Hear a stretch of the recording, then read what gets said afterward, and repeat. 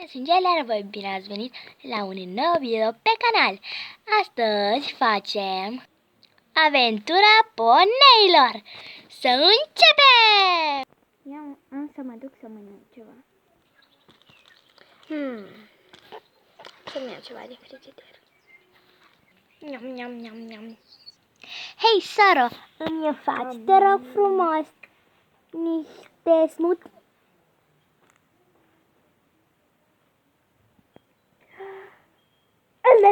Bine. Aș fi. De care pahar, mare sau mic? Mare. Aolo. Și ce dacă am cerut mare? Nu e mare chestie? Ba da. Ok, uite. Smoothie-ul. Mulțumesc! Ce făcea? Ce bun e! De ce nu mi-ai dat și un pai? Șarap. Mă doare. Femeie, ai răsturnat toată bucătăria. Adică... Și ce? Știi ceva? Eu mă duc. Pa! La revedere. Vezi că dacă...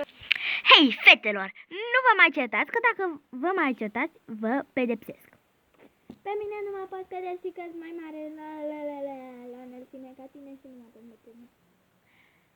Domnișoară, nu mă mai enerva pentru că o să fie foarte urât dacă mă enervezi. Nu e singura cu corn și cu aripi. În fine. Știi ce? Ce? Du-te, te rog frumos, până la magazin. Cumpără făină, că nu mai avem făină și vreau să vă fac un tort.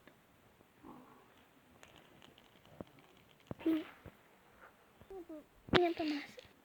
Dar prima dată fac un duș. Dar te rog să te grăbești, pentru că nu am toată ziua la dispoziție să fac tot așa. Ziua e lungă, femeie. Și ce? Știi ceva? Să te grăbești. Nu. Ba da. Hei, mami, mergem într-o vacanță în familie, te rog. Să vedem ce zice și sora ta. După ce se întoarce de la magazin. De fapt m-am răzgândit, după ce vine sora ta de casă, de la magazin, o să fac și niște cupcake. Și poate și niște omuleți de ciocolată. Am adus faina. Ai venit. Sora ta m-a întrebat dacă vrei să mergem într-o vacanță cu familia. Desigur. Ok, mergeți și vă faceți bagajele până fac eu cupcake. Yeah! Vrei să-ți aduc bagajul? Da. Mama, tu I-am vrei? adus și am împături hăinuțele. Bine. Fetelor, am făcut cupcake. Cine vine să le guste? Sunteți ambele pe jos. Și eu să mă duc să mănânc prima cupcake. Mama, eu. De cu capul de... De cu capul de parchet.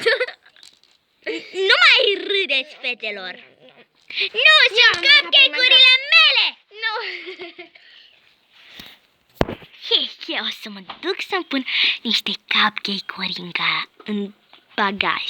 Am auzit ce ai zis. Nu mai fac asta. Eu mi-am făcut bagajul și mi-am luat cel mai frumos la... Eu mi-o preferată. Gata, sunt pregătită de călătorie. Surioară, Da. am un cadou pentru tine. Da? Da. Un iPhone 11. Yeah! Eu am Telefon. iPhone 12. Nu contează. Mama, unde ești? Nu te-ai terminat odată bagajul? Da. Ok, mi-am terminat și eu bagajul.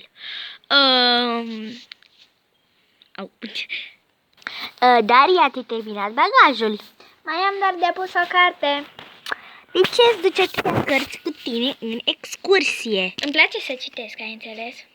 Bine, atunci poți să ții și 100 de cărți. Oricum poți să găsim noi ceva în librărie și o să-ți mai iau cărți dacă îți trebuie. Bine.